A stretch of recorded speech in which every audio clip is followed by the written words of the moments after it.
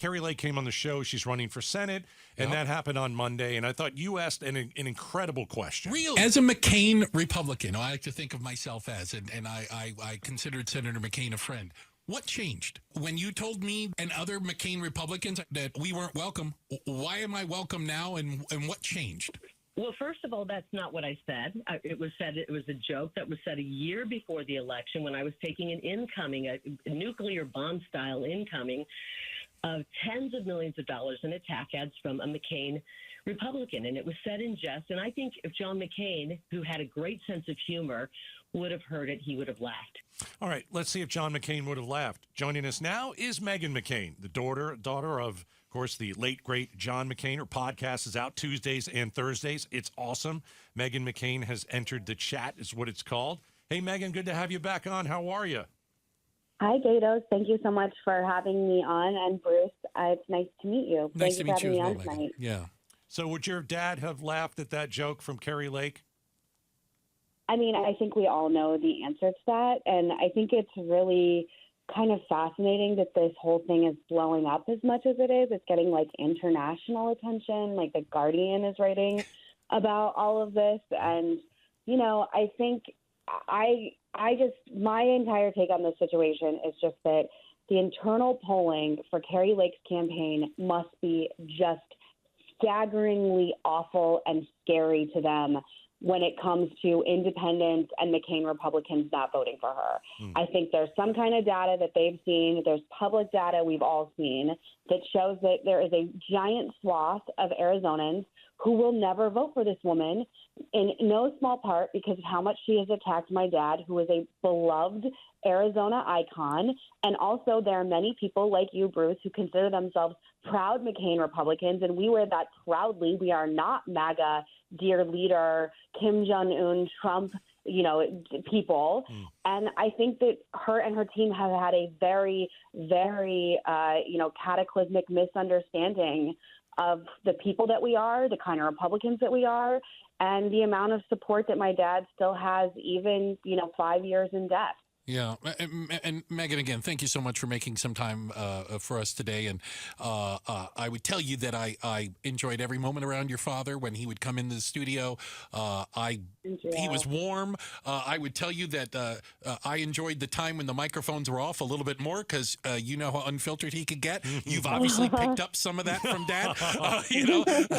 There's the on-air part and there's the off-air part. So I really enjoyed it. We had great conversations. But I had a question for you because I'm trying to understand kind of the depth of this. And let me just lay it out like this. I was told, and I do not know how true this is, but at one point, the McCains and the Lakes were friends to the point that Kari and her husband apparently been to your house, spent time with your dad when he was ill, would visit, like that there was a genuine friendship there, and then something went horribly wrong. Is that your recollection of it? So I know my parents knew her. She was definitely not around when my dad was ill because I know every single person who was around. But I think they had a very genuine, relationship as, she was a longtime host in Arizona. And I think, that's how people really knew her. She was good friends actually with my brother Jimmy and his wife Holly. I know she had been to their house before in the past. I believe they had been to my brother's baby shower for one of my nephews. Wow. So yeah, there was a definite relationship. And I think, she used to be a Buddhist. She was a big Obama supporter. Like, this woman was everything before, she decided that she wanted to be what she has become today. And I think, for me, what is so hard, and Gaydos has known me since I was, in my early 20s, personally. So what's hard for me is that I don't think that people like her understand. And she tweeted at me again today, as a mother, as someone who's also lost. Oh, we're going to get to that. Oh, yeah. Mm-hmm. Oh, sure. Okay. Sorry, you asked the questions. I tend to filibuster. Oh, no. I want you to keep going, but we're going to get to that. So yeah, I mean, Meghan McCain is joining us. You just said that Kari Lake did reach out to you. Okay. So what she said was, I'm a mother, or you and I have things in common, and she reached out to you on Twitter or X or whatever they're calling it today. And what Kari Lake said to you is, I'd love nothing more than to buy you a beer, a coffee, or a lunch, pick your brain about how we could work together to strengthen our state. My team is sending you my contact info. If you're willing to meet, it would mean a lot to me. And when I read that, Meghan, I said, that's completely disingenuous. That is not, Kari Lake is saying that to you to twist the knife.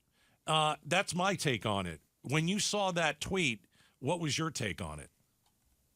I still think that she and her team are dumb, but they're not dumb enough not to know that they need to make things right with my family if she wants to become a senator.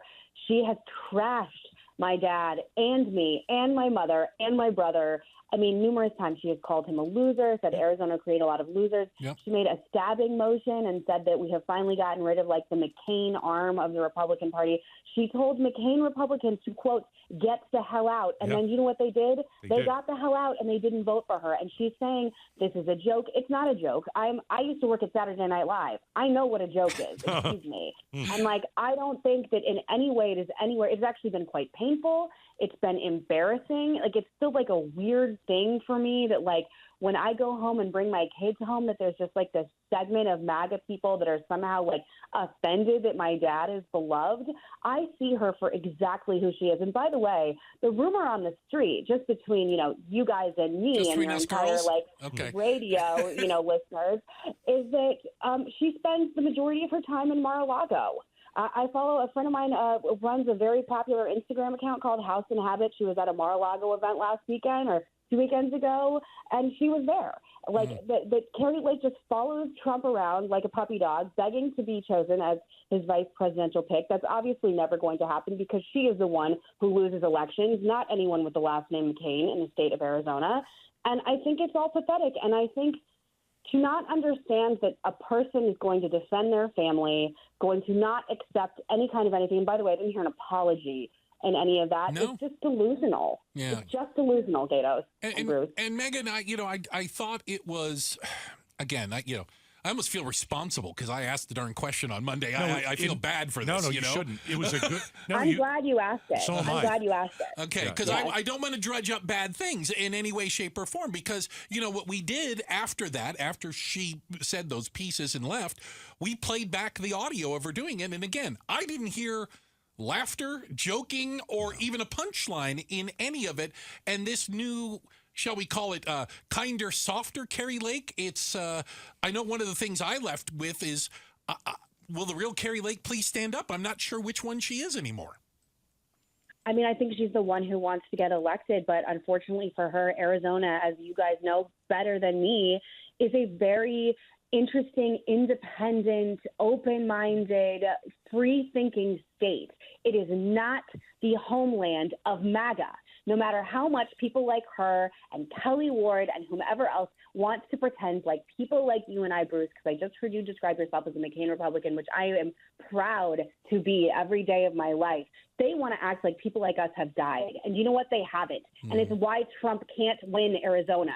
And it's why she can't win Arizona. Because when you trash icons, people remember, and people loved him very much and loved what he stood for. And I know that she thinks that I'm just going to come to her and somehow, like, want to make it okay. But if she is looking for absolution, she should go to her priest, not to me. Meghan McCain is joining us. Kari Lake reaching out to you on Twitter.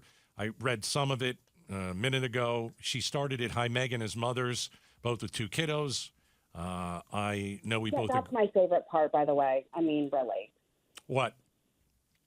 I think it's very cheap to pull the mother card. Whether or not I have children or not is completely irrelevant to this situation. Yeah. And I have kiddos. I have a 1-year-old and a 3-year-old. Her kids are out of college. Yeah. Let's just stop here. We're not friends, and we have nothing in common.